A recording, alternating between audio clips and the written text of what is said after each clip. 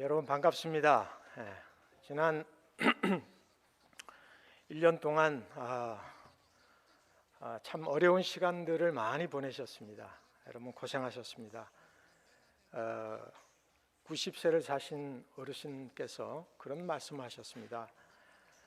내가 90년 인생을 살면서 전쟁도 경험을 했고 참 배고픈 보릿고개도 지나왔고 여러 번 수술도 했고 건강의 문제, 가족의 문제, 여러 가지 문제들이 많이 있어 왔지만 지난 1년만큼 이런 큰 위기는 없었다. 이런 경험은 처음 했다는 말씀을 하셨습니다. 우리가 뉴스를 볼 때에 지난 1년 동안 매일매일의 뉴스가 참 그냥 위기가 아니라 최악의 위기다. 가정적으로의 큰 위기가 왔습니다. 많은 교회들이 문을 닫는 이런 교회적인 위기도 있었습니다. 저도 선교를 30년 파라과이에서 했지만 그동안에 이런저런 어려운 일들이 많이 있었지만 지난 1년만큼 힘든 때가 있었던가 할 정도로 참 여러 가지 위기들이 많이 있었습니다. 이 코로나의 위기는 그냥 위기가 아니라 많은 분들이 최악의 위기였다라고 얘기합니다. 우리는 최악이라는 말을 쓸 때 왜 이것이 최악일까? 우리 사람의 힘으로, 사람의 지혜로, 사람이 가지고 있는 재물로, 사람이 개발한 과학으로도 이길 수 없는 우리 인간의 한계를 벗어나는 일을 바로 최악이라고 합니다. 세계적인 전도자였던 빌리그람 목사님이 세상을 떠나시기 전에 이런 간증 고백을 하셨습니다. 저의 70년 동안의 전도 생활 중에서 여러 가지 어려움과 시험이 있었지만 그것들을 넉넉하게 이길 수 있는 힘이 있었습니다. 그러나 단 한 가지 이길 수 없었던 시험이 있었습니다. 그것은 최악의 순간이었습니다. 나의 생각과 나의 지혜와 나의 조직과 나의 설교와 나의 명성, 이 모든 것을 동원해서도 풀어갈 수 없는 위기였습니다. 그것은 바로 나의 가정의 문제였습니다. 내 아들의 문제였습니다. 내가 수많은 사람들 앞에서 설교할 때에 나의 사랑하는 아들은 친구들과 모여서 마약을 하고 있었습니다. 내가 외국에 나가서 설교하면서 하나님의 집으로 돌아오라고 복음을 선포할 때 내 사랑하는 아들은 내 집을 가출해서 방황했습니다. 내 설교로도, 내 힘으로도, 내 죄주로도, 내 조직으로도 할 수 없는 인간의 한계를 느꼈습니다. 그 한계의 상황이 왔을 때 저는 내가 늘 설교했던 하나님의 은혜로만 된다라고 하는 그 은혜를 다시 깨닫게 되었습니다. 은혜는 사람이 할 수 없는 우리 인간의 한계를 벗어난 그 순간에 하나님의 은혜가 나를 사로잡는다는 것입니다. 그 은혜를 깨닫는 것입니다. 그 은혜의 길로 내가 들어간다는 것입니다. 은혜를 발견하는 시간이 되었다는 것입니다. 그리고 저는 제 아들에게 감사했습니다. 프랭클린 그람, 내 아들아 고맙다. 내가 바로 최악의 인생의 위기였다. 그러나 최악의 위기였던 너를 통해서 내가 하나님께 조금 더 바로 살 수 있는 기회가 되었다. 더 타락하지 않고 더 멀리 가지 않고 더 물질의 유혹과 더 성적인 유혹에 빠지지 않고 내 명성과 나의 이름 때문에 예수님의 이름을 더럽히는 일을 더 많이 하지 아니하고 하나님께 돌아올 수 있는 계기를 바로 내가 주었다. 하나님이 주셨다고 고백을 했습니다. 최악의 위기가 은혜라고 하는 하나님의 일어설 수 있는 그 깊은 손길을 붙잡음으로 인해서 최대의 기회로 만들었던 것입니다. 저와 여러분들이 오늘날을 살아가면서 저희들의 삶의 연수가 깊어지면 깊어질수록 우리가 느껴지는 것이 있습니다. 우리 사람의 한계를 벗어나는 일들이 점점점 많아지고 있다는 것입니다. 최악의 위기가 저와 여러분들에게 계속 찾아오고 있습니다. 내 힘으로, 내 인생의 경륜으로, 내 지혜로, 내가 공부한 것으로, 내 실력으로, 내가 가지고 소유한 이 모든 힘으로 도저히 불가능한 일들이 계속 우리에게 오고 있다는 것입니다. 그 불가능한 최악의 위기들이 바로 하나님이 저희들에게 허락하시는 하나님의 은혜의 길이 된다는 것입니다.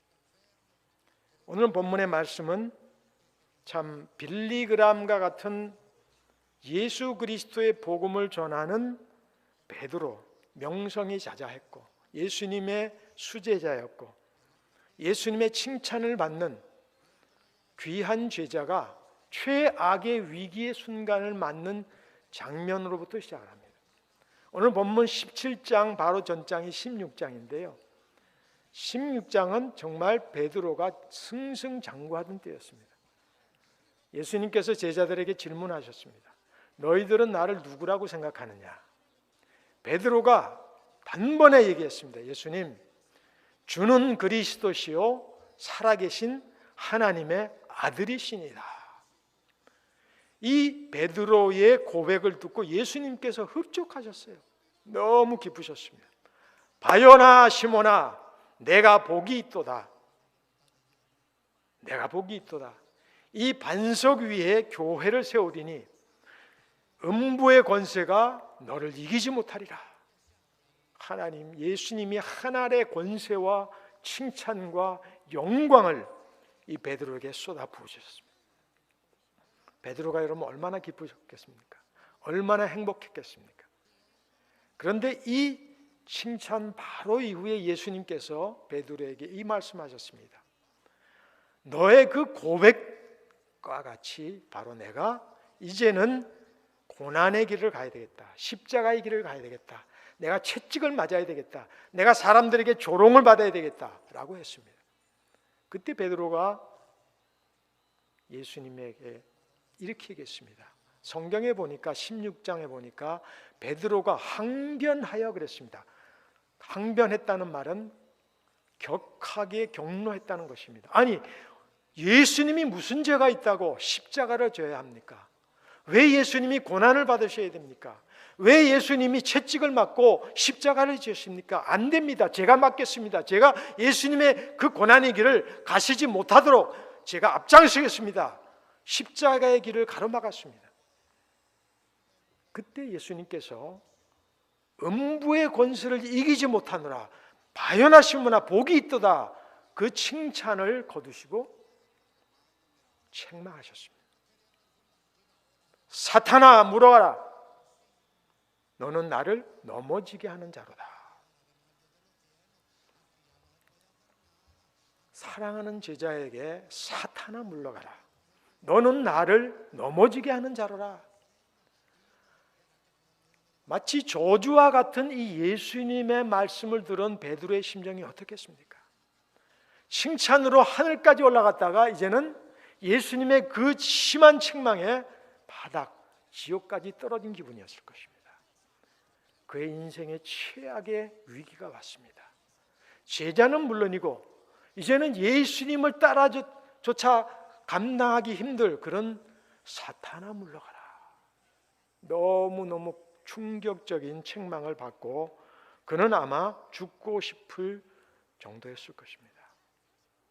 그런데 오늘 이 본문 17장 1절 바로 그 책망이 있은 며칠 후입니다. 1절에 보니까 엿새 후에라고 되어 있습니다. 이것은 예수님이 베드로를 책망하신 후에 바로 그 엿새째 되는 날입니다.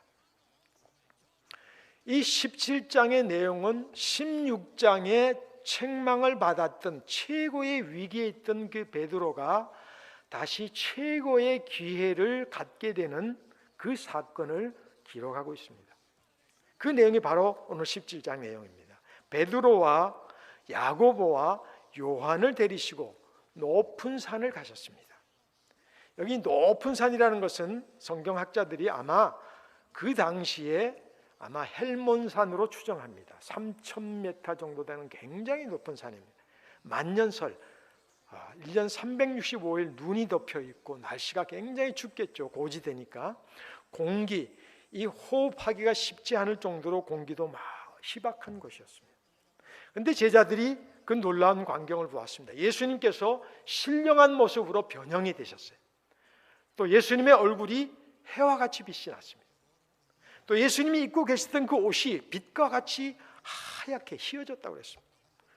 더 신비로운 것은 예수님이 모세하고 엘리야하고 나타나서 대화하는 장면을 보였어요. 여러분, 엘리야와 모세가 누구입니까? 수천 년 전 사람들입니다. 그 수천 년 전 사람들이 예수님과 대화하는 것이 보였습니다. 그때 베드로가 이 놀라운 신비로운 광경을 보고 4절에 이렇게 고백을 했습니다. 예수님, 여기 있는 곳이 좋사오니, 여기 있는 것이 좋사오니 주께서 원하시면 내가 초막 셋을 짓되 하나는 주를 위하여, 하나는 모세를 위하여, 하나는 엘리야를 위하여 초막을 짓겠습니다. 여러분, 이게 무슨 뜻일까요? 여기 있는 것이 좋사오니, 참 엉뚱한 대답 같죠? 산 속에 있는 것이 좋습니까? 공기가 희박하고 춥고 사람이 살기 적당하지 않은 그런 장소, 이 장소가 내가 좋사오니 여기에 초막을 지어서 예수님께 바치겠습니다. 또 제가 살 집도 짓겠습니다. 그런 뜻이 아니죠. 여기 있는 것이 좋사오니 하는 것은 깊은 뜻이 있습니다. 왜 그렇게 고백을 했을까요? 그것은 장소적인 의미가 아닙니다. 여기가 하는 그 장소적인 의미가 아닙니다. 그것은 시간적인 의미입니다. 그것을 다시 말하면 예수님께서 변형대사라고 하는 말씀 때문에, 여기 예수님께서 변형되었기 때문에 여기 있는 것이 좋습니다 라고 고백했다는 것입니다. 예수님이 변형됐다는 말씀이 뭘까요? 예수님이 신비로운 어떤 마술 같은 것을 통해서 예수님이 아닌 다른 분으로 변한 것일까요?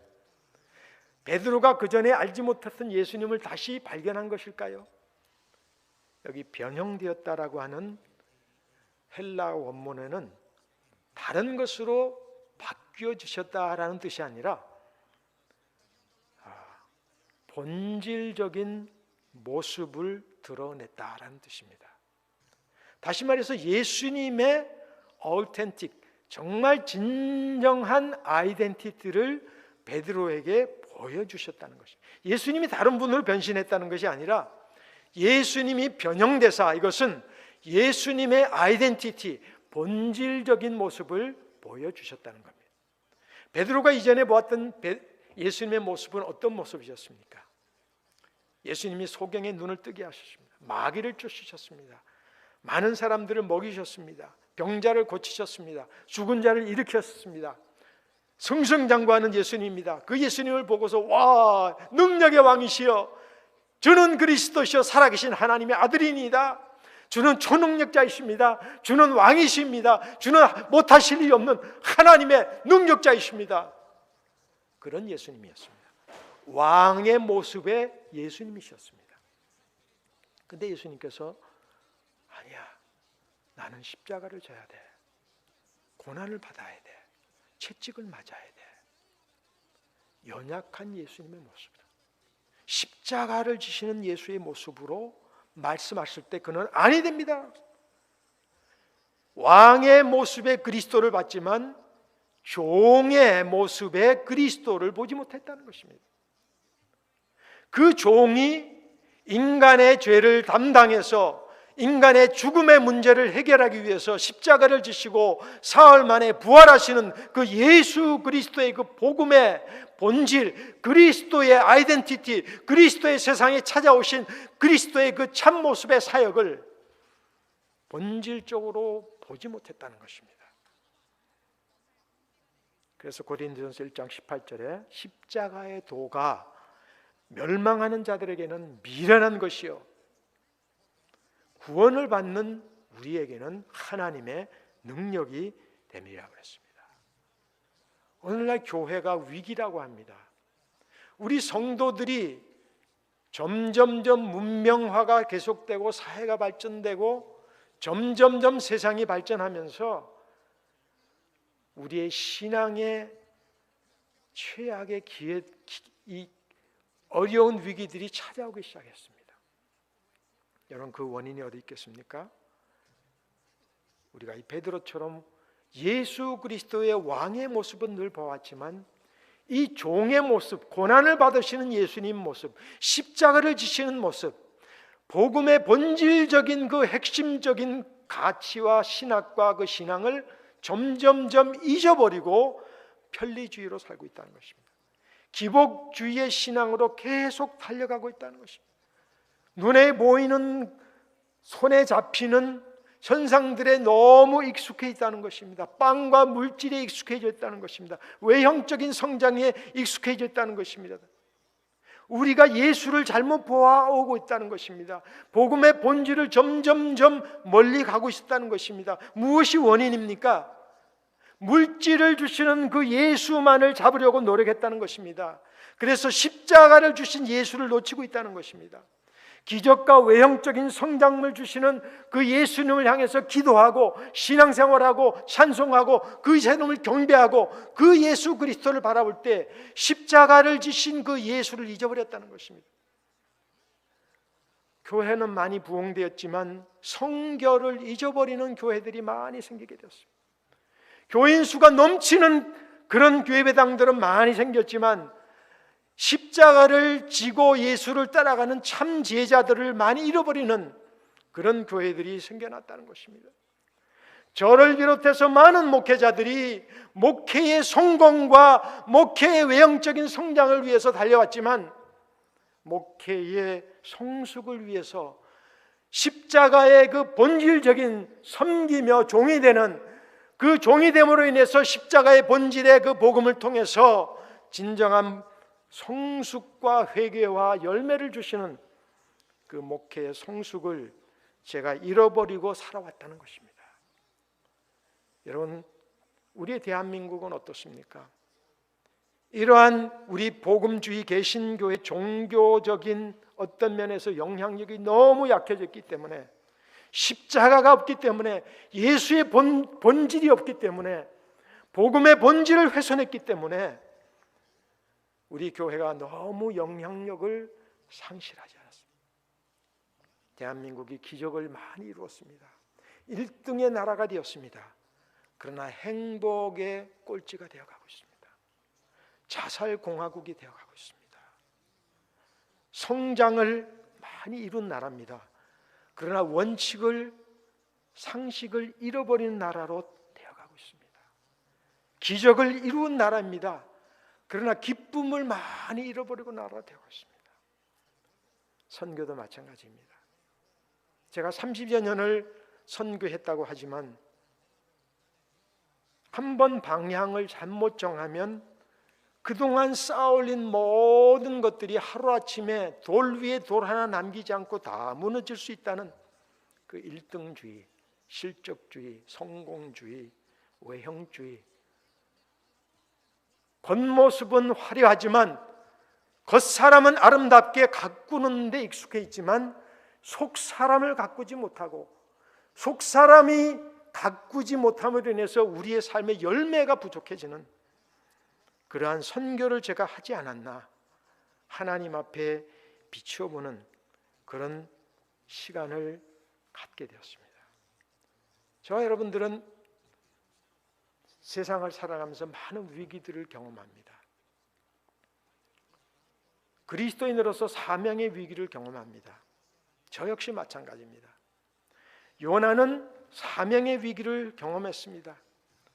그러나 하나님은 요나를 사랑하시기 때문에 요나를 그냥 두지 않으셨습니다.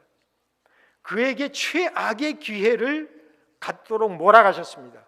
다시스로 도망간다 할 때에 요나는 다시스로 갔지만은 그 다시스로 가는 길에 하나님께서 큰 물고기를 준비하셨습니다. 물고기 뱃속으로 쳐넣으셨습니다. 최악의 위기였습니다. 물고기 뱃속은 우리가 좀 마스크를 하면 숨을 잘 못 쉬지만 여러분 상상해 보십시오. 큰 물고기 뱃속에 들어가서 숨을 제대로 쉴 수 있겠습니까? 최악이죠. 얼마나 생선의 악취가 나겠습니까? 죽을 고생이죠. 무릎 꿇을 힘도 없었을 것입니다. 죽고 싶은 심령이었을 것입니다. 지옥이었을 것입니다. 최악의 위기였습니다. 그러나 그 최악의 위기가 최고의 기회로 변했습니다. 그 최악의 위기가 어떻게 최고의 기회로 변했습니까? 요나의 고백이 있습니다. 요나서 2장 5절 6절에 물이 나의 영혼까지 들려왔습니다. 얼마나 물이 많았으면 숨 쉴 수 없는 영혼까지 물이 찼습니다. 그리고 내가 산의 뿌리까지 내려갔다 그랬습니다. 산의 뿌리는 무엇입니까? 산의 땅, 흙, 바닥까지 갔다는 것입니다. 내가 생매장된 것입니다. 죽은 겁니다. 여러분 이 이상의 최악이 어디 있습니까? 그런데 성경 말씀이 이렇게 고백합니다. 요나가 2장 6절에 이렇게 고백합니다. 하나님 여호와여 주께서 내 목숨을 구덩이에서 산의 뿌리에서 건져 올리셨습니다. 이 물고기가 나에게는 최악의 위기지만 이 최악의 위기인 물고기가 나를 건졌습니다. 나를 살렸습니다. 아닙니다. 하나님이 나를 살렸습니다. 이 물고기의 최악의 기회를 통해서. 우리가 살면서 가정의 위기도 있습니다. 다윗은 가정의 위기를 최악의 위기를 경험했습니다. 다윗은 왕이었지만 죄악을 범했습니다.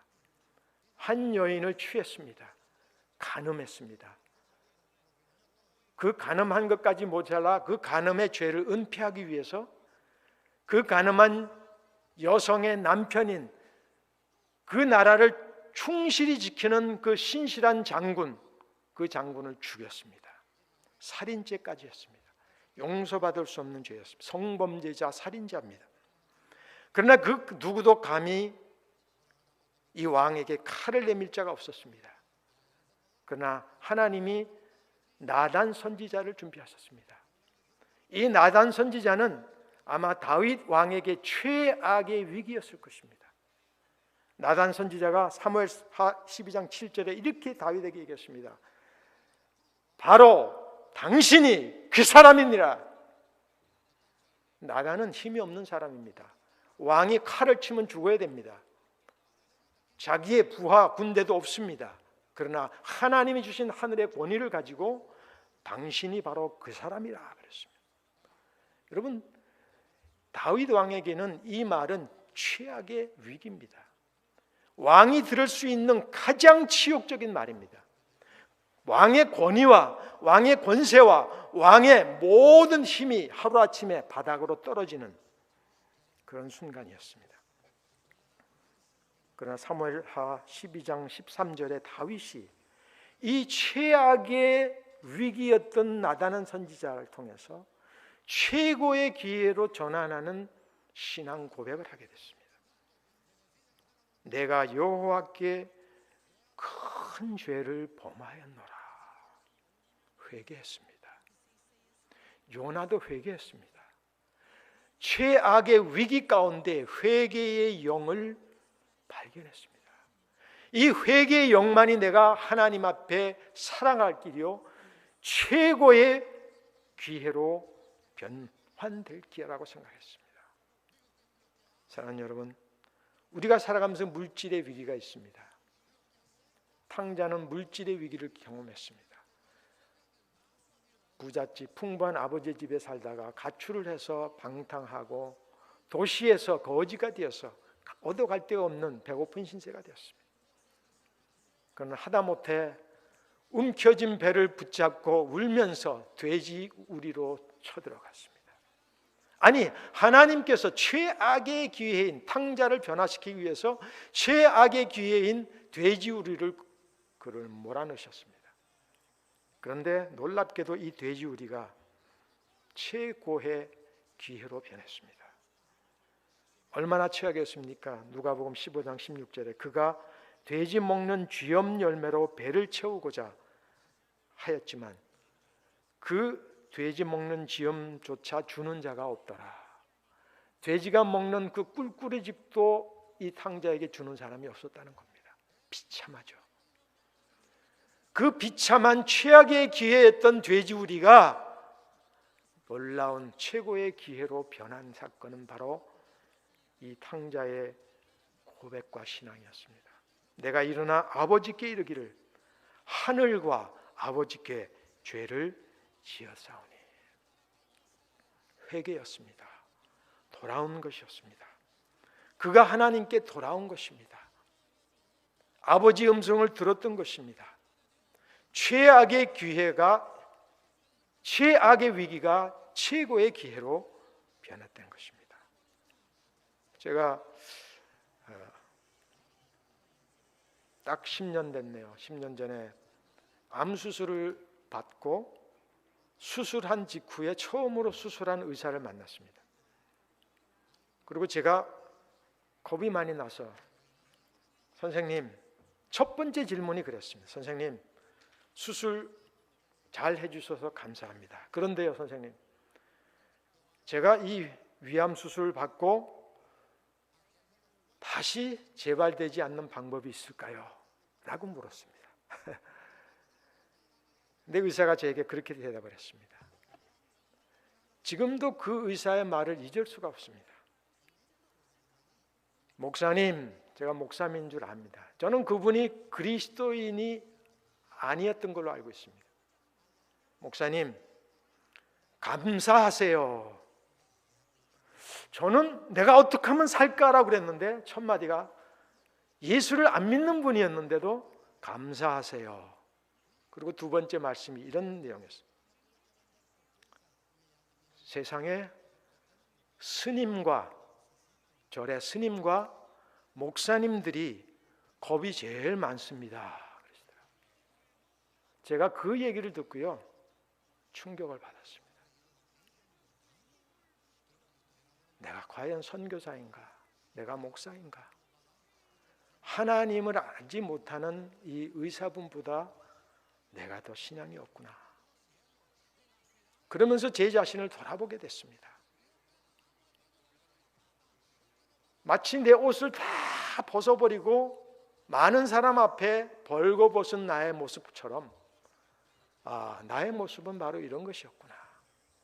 강대상에서는 힘차게 소망과 능력과 감사와 위로와 또 하나님 주신 은혜와 이런 것을 설교했지만 정작 나에게 이런 위기가 왔을 때 나는 참 겁이 많은 존재구나. 내가 했던 수많은 그 설교들은 다 어디 갔는가?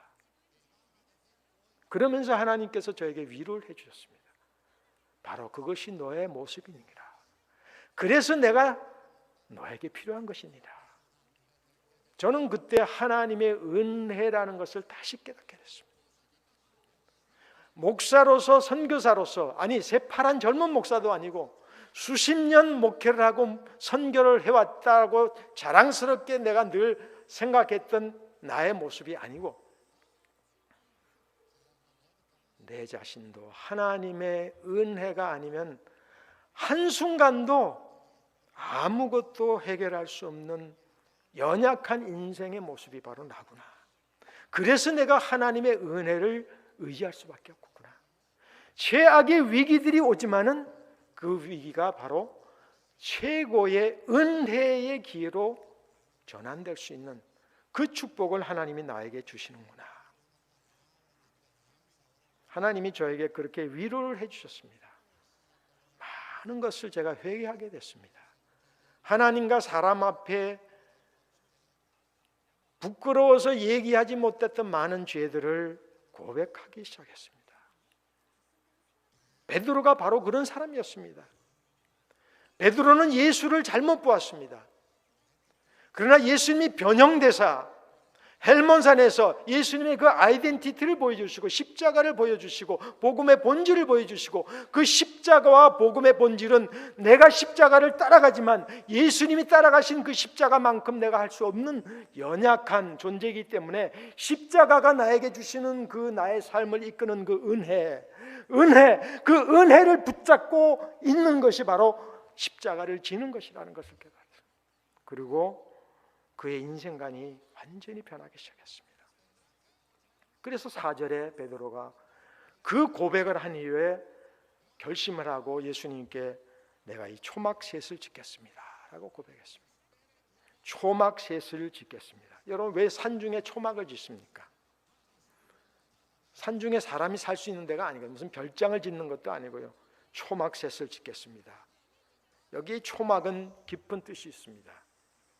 레위기 23장에 보면은 이스라엘의 절기 중에 세 가지 절기가 있는데 그 중에 하나가 초막절입니다. 그 절기 중에 하나가 바로 7.7절이고 6월절이고 그 다음에 또 하나는 바로 이 중요한 초막절입니다. 이 초막절의 내용은 초막이라고 하는 것은 장막이라고 하는 것과 같습니다. 장막은 뭡니까? 영어로 말하면 텐트입니다. 텐트. 우리가 여행 갈 때 잠깐 임시로 잘 수 있는 곳, 잠깐 있는 임시적인 것, 영원하지 않은 것입니다. 보잘것없는 겁니다. 뭐 비가 오면 셀 수 있는 겁니다. 찢어지는 겁니다. 쉽게 손상되는 겁니다. 가치가 그렇게 많지 않은 것입니다. 임시적으로 사용하는 것입니다. 그런데 이 초막절의 뜻은 무엇입니까? 성경의 레위기 23장에 보니까 이스라엘 백성들이 7일 동안 자기가 살던 집에서 나와가지고 그 마당에 텐트를 쳐라, 초막을 쳐라, 그리고 7일 동안 식구들하고 거기에 지내라. 왜 그랬을까요? 광야 40년 동안에 가나안을 향해서 진군하는데 너무 고생했어요. 추웠고 배고팠고 동물로부터 위협을 당했고 40년을 방황했습니다. 그런데 아침에는 텐트를 걷고 밤에는 또 텐트를 치고, 비록 찢어지고 초라하고 보잘것없는 가치가 별로 없는 그 텐트였지만 그 텐트를 치고 닫고 하면서 하나님이 약속하신 영원한 그 가나안 땅, 그 복지, 찢어지지 아니하고 초라하지 아니하고 변하지 아니하고 영원한 영광스러운 그 가나안을 생각하게 된다는 것입니다. 그래서 하나님께서 초막절을 주신 이유는 집에서 나와서 7일 동안 가족들과 함께 그 텐트 안에 살면서 다시 한번 떨어라, 배고픔을 입어라, 그 초라한 물이 새는 그 텐트에서 7일 동안 살면서 그 40년 광야 생활을 기억하고 구름 기둥, 만나, 하나님의 보호하심, 그것을 다시 기억하면서 가나안을 기억하라는 것입니다. 그래서 이스라엘 백성들이 텐트를 치고 닫으면서 힘들었던 순간을 다시 이기고 소망을 얻고 힘을 얻고 용기를 얻고 다시 전진하게 되었던 그 사건, 그 물건이 바로 텐트입니다. 상징적인 것입니다. 그래서 무엇입니까? 이 초막절이라고 하는 것은 바로 그 가나안과 연결되는 것입니다. 초막절의 뜻은 초막을 보면 가나안을 볼 수 있다는 것입니다. 초막을 짓겠다 하는 것은 그 뜻입니다.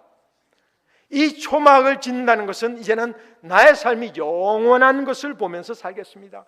예수의 십자가를 본질을 알지 못했을 때는 내가 지금 눈에 보이고 손에 잡히는 기적과 외형적인 것과 물질적인 것과 병 고치는 것과 이런 것에 익숙해 있지만, 그러나 지금은 그것이 아닙니다.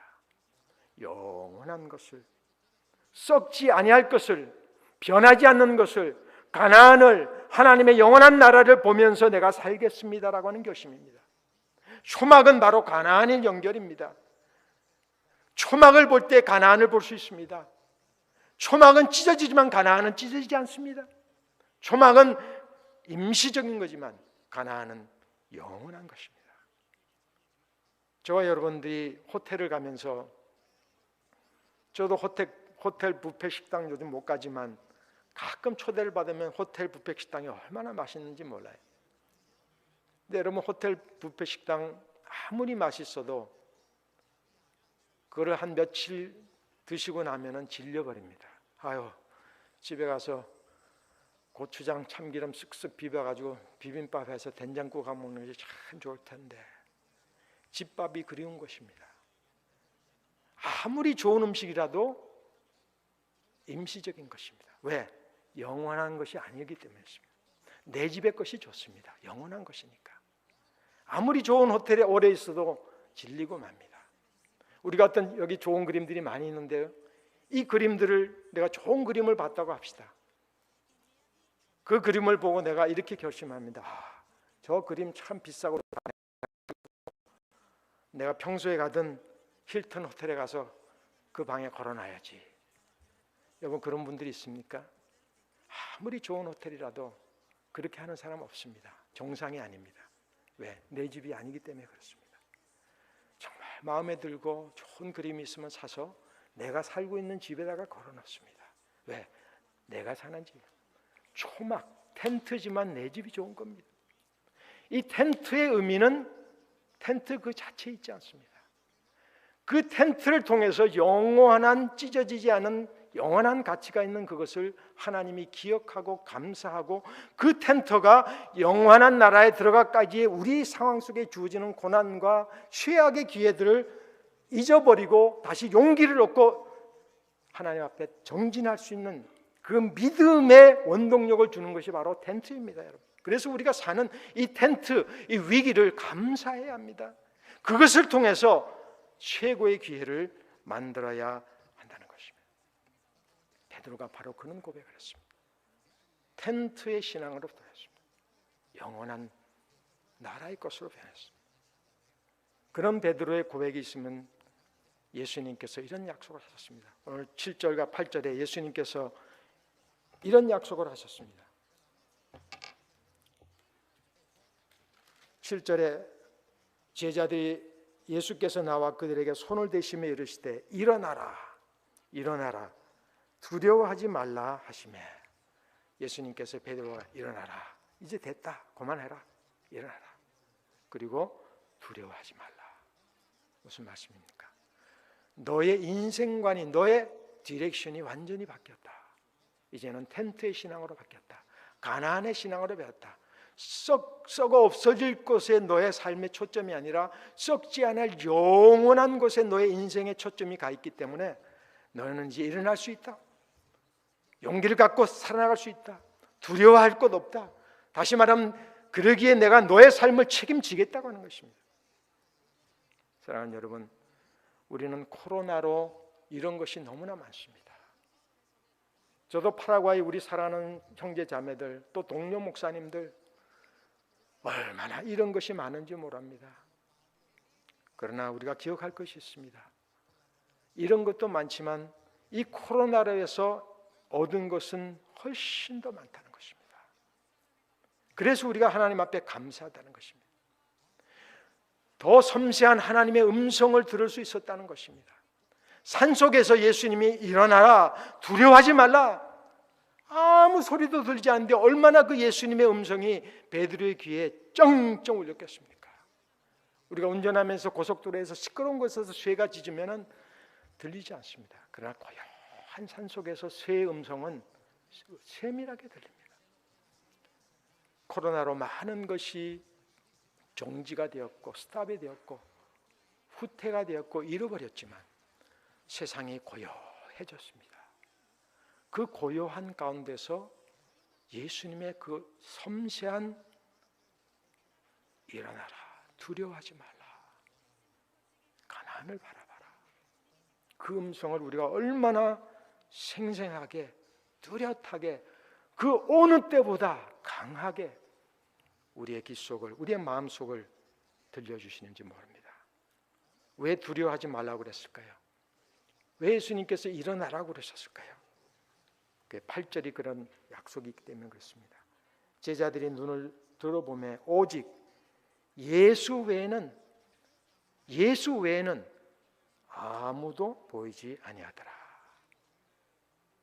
왜 두려워하지 않습니까? 예수 외에는 아무도 보이지 아니하더라. 여기 아무도의 원어에는 아무것도라고 표현되어 있습니다. 예수님이 외에는 아무것도 보이지 않았습니다. 그러면 베드로 다른 사람들이 다 마술처럼 사라진 것일까요? 아니겠지요. 예수님 외에는 아무것도 보이지 아니하더라. 무슨 말씀입니까? 문제가 아직 있습니다. 내가 기도해도 아직 코로나가 살아 있습니다. 내가 하나님께 금식해도 아직도 내가 가지고 있는 이 몸에 가시, 건등의 문제가 있습니다. 내가 신앙생활을 계속해도 나의 가정과 나의 직장과 나의 건강의 문제, 모든 것이 아직도 나를 괴롭히는 가시가 살아 있습니다. 무슨 의미일까요? 우리 예수님이 너무나 크시기 때문에 이 모든 문제들이 예수의 뒤에 가려진다는 것입니다. 예수 외에는 보이지 아니하다는 것입니다. 파라과이에는 이 말씀을 하고 마치겠습니다. 주로 밤에 결혼식을 많이 합니다. 밤 8시, 8시 반에 결혼식을 합니다. 캄캄할 때 결혼식을 합니다.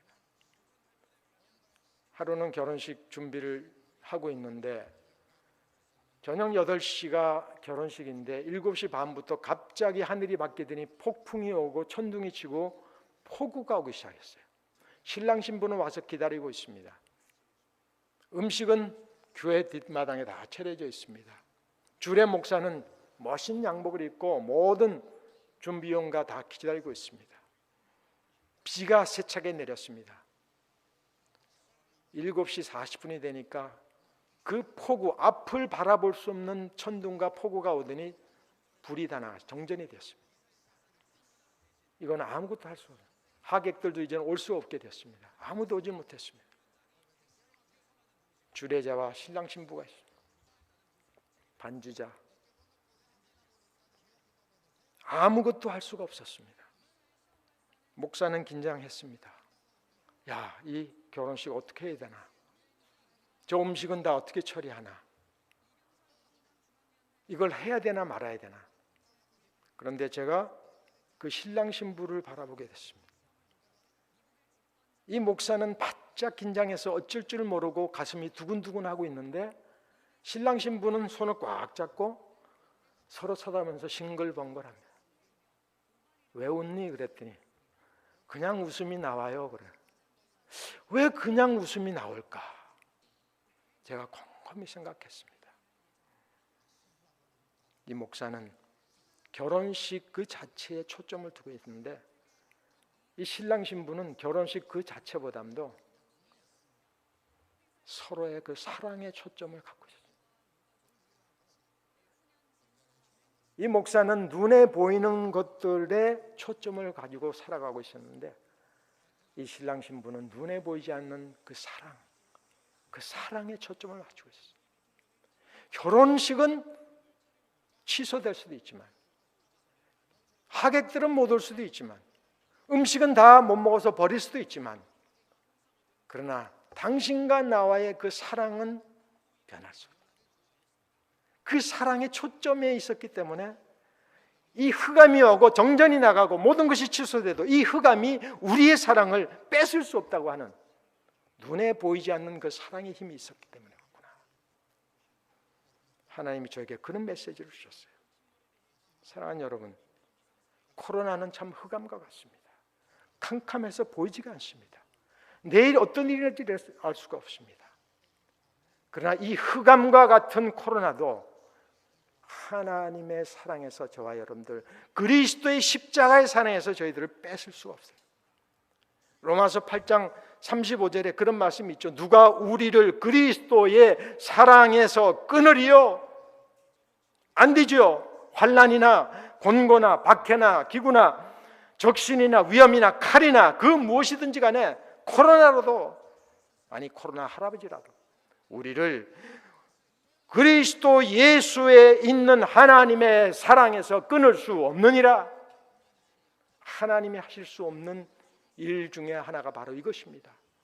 하나님이 하실 수 없는 불가능하신 일이 있는데 그것은 하나님의 사랑과 우리를 끊는 것입니다. 그것은 하실 수 없습니다. 그래서 우리는 자신 있게 말할 수 있습니다. 그리스도의 십자가의 뒤에 숨어 있다면은, 그리스도의 십자가의 뒤를 따라간다면은 예수 그리스도 외에는 아무것도 보이지 아니하더라. 하나님의 은혜가 떠나지 않는다는 것입니다. 사랑하는 여러분, 2021년 뭐 백신이 오고 뭐가 오고 해결 기미가 보고 터널 끝이 보인다 이런 얘기를 하지만 남미와 또 여러 어려운 나라들은 지금 이제부터 시작이 또 되고 있습니다. 미국도 또 어떻게 될지 모르죠. 어떤 일이 있을지 우리는 아무도 모릅니다. 내일 일을 알 수 없습니다. 그러나 중요한 결론은 이겁니다. 어떤 일이 있더라도 우리는 백전백승이라는 것입니다. 저는 승리교회의 이 승리, 이 이름을 참 좋아합니다. 승리는 바로 여호와 니시라는 것입니다. 여호와 니시, 여호와의 승리라는 것입니다. 여호와 니시는 나의 승리가 아니라 하나님의 승리입니다. 하나님이 대신 싸우시기 때문에 하나님의 싸움은 백전백승입니다. 그것이 바로 여호와 니시입니다. 그것이 바로 승리입니다. 그것이 바로 승리교회입니다. 그것이 승리교회의 교우들입니다. 그것이 바로 승리를 하신 하나님, 십자가에서 죽음을 이기시고 부활하시고 죄악을 이기시고 또 우리가 이 죄악의 고난과 죄악의 이 어떤 고통 속에서 이 죄악의 고통이 최고의 기회로 승화시키시는, 눈에 보이고 썩어 없어질 또 임시적인 찰나적인 눈에 보이는 그런 것이 아니라 영원한 나라, 하나님의 썩지 않을 영원한 가나안의 것, 십자가를 통해서 이루신 그 율법에서 다시 승리로, 다시 죽음에서 부활로, 죄에서 다시 한번 성결로, 또 열매 없음에서 열매 있음으로 나아가게 하시는 그 예수를 붙잡고 예수 외에는 아무것도 보이지 아니하라고 하는 이 예수 신앙, 예수가 변형되사 본질적인 모습으로 그 참 예수의 신앙으로 쫓아가는 저와 여러분들이 있는다고 한다면, 또 요나와 같이, 다윗과 같이, 또 이 탕자와 같이 최악의 위기 속에서 최고의 고백과 회개를 통해서 최고의 신앙의 기회로 변화시켜서 우리의 삶이 여호와 니시의 그 하나님의 승리를 받을 수 있는 이 삶으로 나간다면 여러분, 우리는 다 이룬 것 아니겠습니까? 하나님이 이루어 주신 거 아니겠습니까? 베드로는 헬몬산 이전에는 자기의 꾀로, 실력으로, 자기의 명성으로 예수님을 겉핥기식으로 보았습니다. 실패했습니다. 그래서 예수님이 베드로에게 내가 사탄이라 하지 않고 사탄아 물러가라, 베드로가 가지고 있는 그 사탄적인 생각을 말씀하는 것입니다. 십자가가 아니면 유가 없습니다. 예수가 아니면 유가 없습니다. 예수를 따르라고 하는 것입니다. 나를 따르라고 하시는 예수님의 말씀입니다. 그래서 베드로가 인생의 가치관이 변했고 십자가의 신앙관으로 돌아와서, 예수의 십자가의 신앙관으로 돌아와서 헬몬산의 그 변형된 사건 이후로 텐트 사건, 천막 사건을 통해서 가나안으로 그 천막 삶이 연결되어지는 그 장차에 보여지지 않는 영광스러운 삶을 미리 볼 수 있는 안목과 신앙을 예수님이 주신 것입니다. 완전히 변한 것입니다. 변형된 예수를 바라보십시다. 코로나 사건 이 현장이 바로 헬몬산입니다. 예수님이 이 코로나 사건을 통해서 저와 여러분들에게 나타나셨습니다. 변형되셨습니다. 그리고 저와 여러분들이 예수의 그 변형되신 오리지널, 그 예수님의 아이덴티티를, 십자가의 복음의 본질을 다시 붙잡으라고 보여주시는 겁니다. 그리고는 우리가 초막을 짓겠습니다. 텐트를 다시 세우겠습니다. 이 세상 사는 것은 다 텐트입니다. 불완전한 것입니다. 썩어 없어질 것입니다. 한계가 있습니다. 내 힘으로 불가능한 것입니다. 하도 내 힘으로는, 내 재주로 할 수 없는 것입니다. 그러나 이 텐트를 저 가나안과 연결한다면 이것은 분명히 영원한 것이 되는 것이고 완전한 것으로 변하는 것이고, 십자가 복음 아래서 우리의 삶이 더 성숙해지는 종말론적인 삶으로 변화될 때 너는 일어나라, 담대하라, 두려워 말라. 모든 이 사건들, 이 사람이 할 수 없는 불가능한 건강의 문제, 가정의 문제, 사회의 문제, 코로나의 문제, 죽음의 문제까지도 예수 외에는 보이지 아니하더라. 다 숨겨진다는 것입니다. 그래서 우리가 담대할 수 있습니다.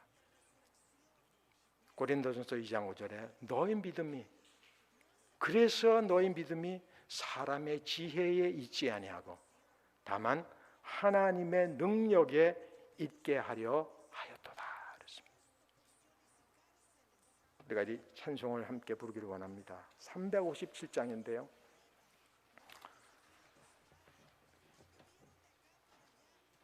이 찬송 한번 부르고 우리 같이 한번 기도하면 좋겠습니다.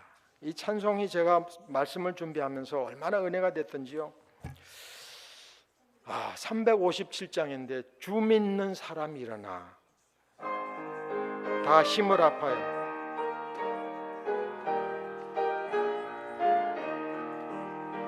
주 믿는 사람이 일어나 다 힘을 합하여 이 세상 모든 마귀를 다 쳐서 멸하세. 저 앞에 오는 적군을 다 싸워 이겨라. 주 예수 믿는 힘으로 온 세상 믿음이 이기네. 믿음이 이기네. 믿음이 이기네.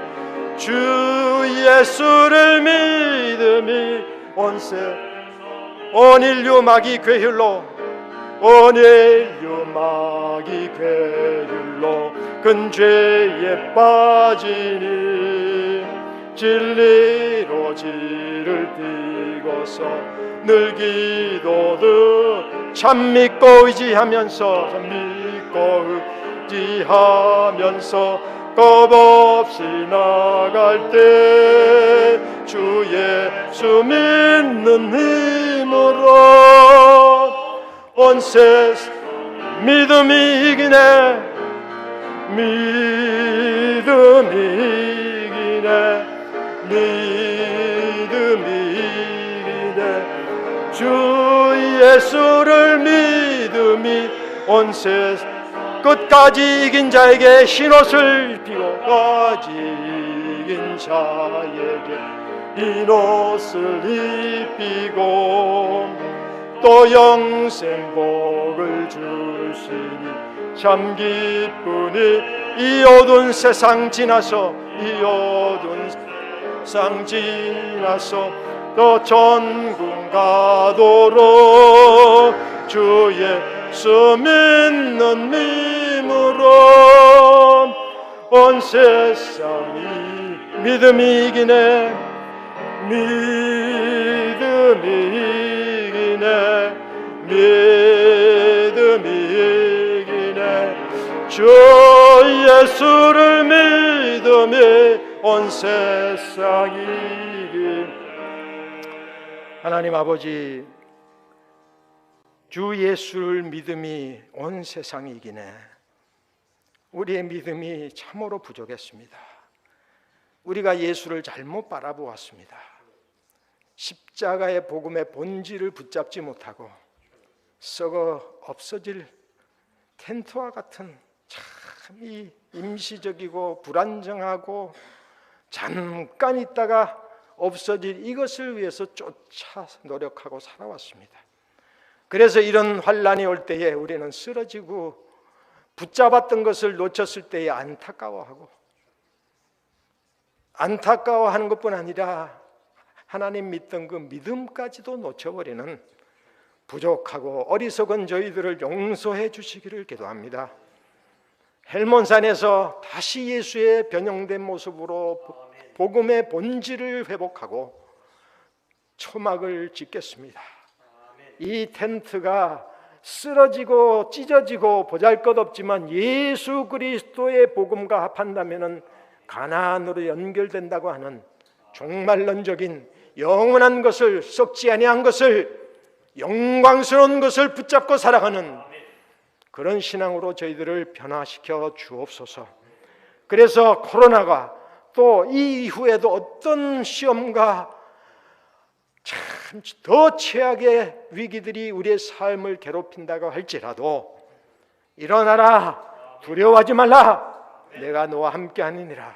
십자가 지신 예수 그리스도 외에는 아무것도 보이지 아니하느라 하는 십자가 그늘의 신앙을 붙잡고 이 세상을 주님의 승리를 우리의 승리로 합하는 승리교회 믿음의 식구들이 되도록 축복해 주옵소서.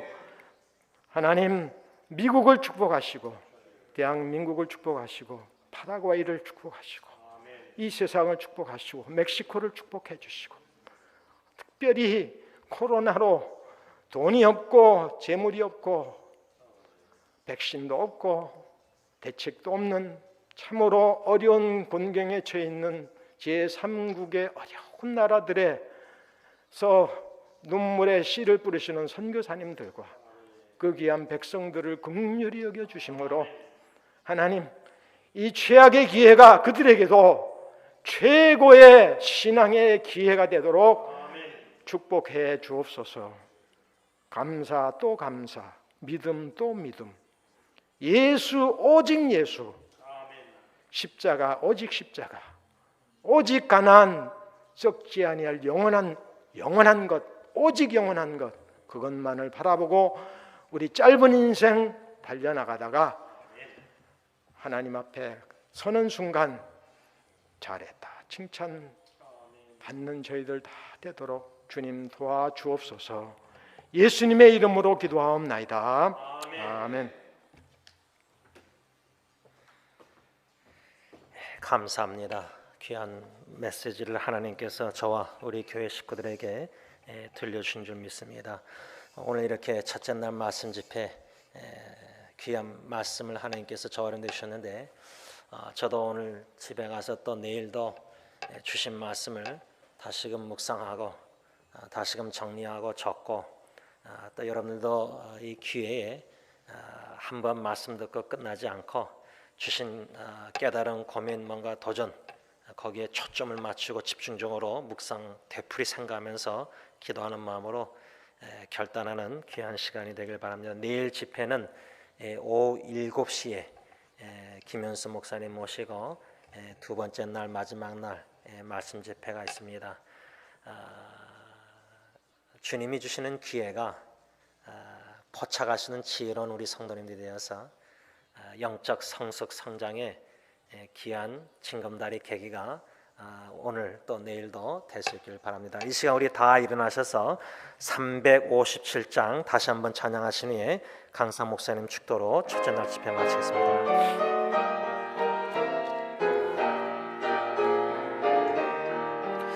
주 믿는 사람 일어나 힘을 합하여 이 세상 모든 마귀를 다 쳐서 멸하세.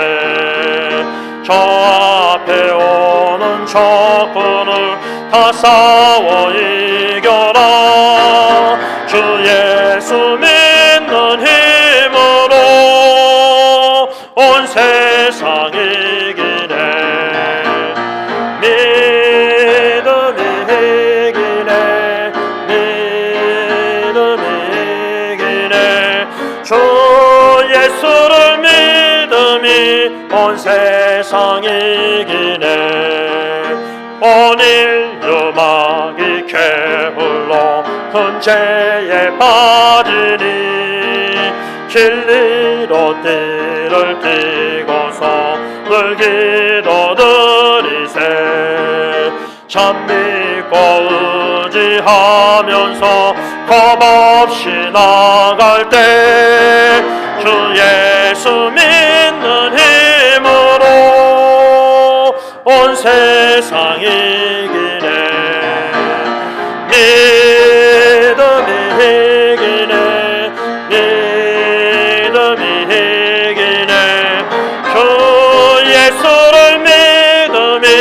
온 세상 이기네.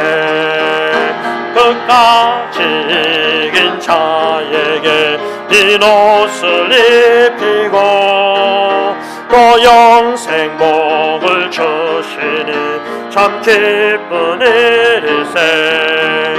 이 어두운 세상 지나서 저 천성 가도록 주 예수 믿는 힘으로 온 세상 이기네. 믿음이